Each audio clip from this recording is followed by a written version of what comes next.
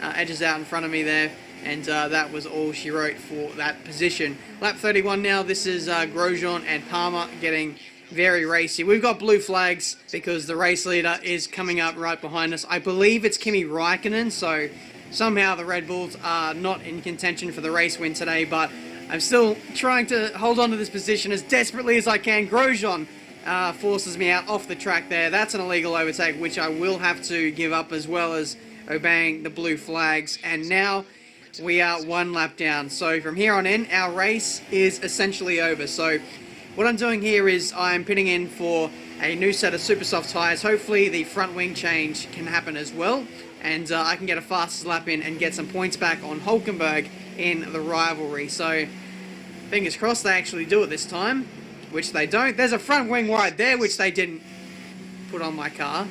They just felt the need to just leave it there off to the side. So we come in again the very next lap to see, okay, they do obey the super softs, but they still don't change the front wing. So that was absolutely pointless. It didn't really matter anyway because we were a lap down. We weren't going to score points. It's 19th place. Disastrous start for Mercedes. Well, I hope we can do better than that at the next race. Not our best day by any means. And as we can see, it's time for the podium, and as the drivers make their way out, there's a familiar red suit making its way to the top step. Fantastic win for Ferrari.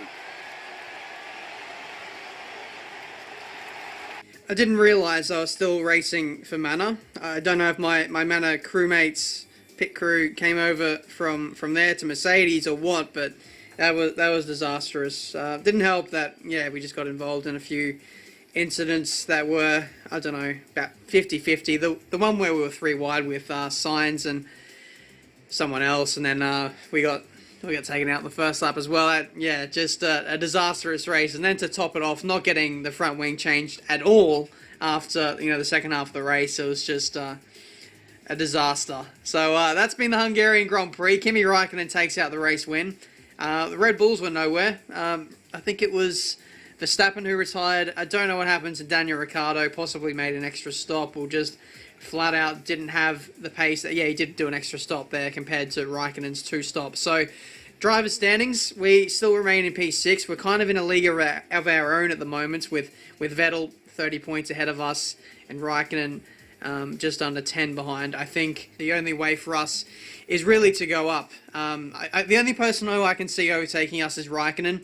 But apart from that, I think once we get a roll on, Mercedes as a team, we're going to start really building some momentum heading into next season, especially as this car develops. We're only going to overtake the likes of Vettel, the Force Indias, and then try and close that gap to Red Bull. So I don't know what we're going to do for the rest of this season. I don't know whether it's a write-off in terms of winning the championship. It could be by some miracle that we could catch them, but I doubt it. We're going to need a few more retirements.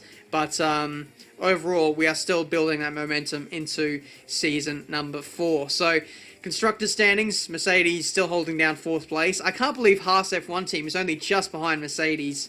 That is quite a miracle. Just, you know, through some of the amazing results we got in the first half of the season. Driver position, it is not great. We are in the red and in the danger zone of being replaced in our Mercedes second driver position. But that's been this video for today, guys. The Hungarian Grand Prix, our first race for Mercedes. It didn't get off on the right foot, but even still, like, we had 2 crashes and we still almost looked like getting points up until the point where the team didn't change the front wing. So the second half of the season is going to be much more positive. I know that for sure. We just got to keep it clean and not make silly errors as a team, to be honest. That's the research and development. We've got 450 points there or thereabouts to spend on the car. I think the first thing I'll be targeting is the engine power, surprisingly, because we've got Germany, straight line speed track. We've got Spa, power track, and Monza as well, which is the biggest power track known to man in F1. So that's where we're going to find the most performance before the option comes up to cease development. So that's going to be the focus for the rest of the season. And hopefully, yeah, we can just make those inroads on Red Bull. So that's been this video for today, guys. Sorry about the long ramble after the result there, but hopefully you enjoyed this video nonetheless. Leave a like if you did.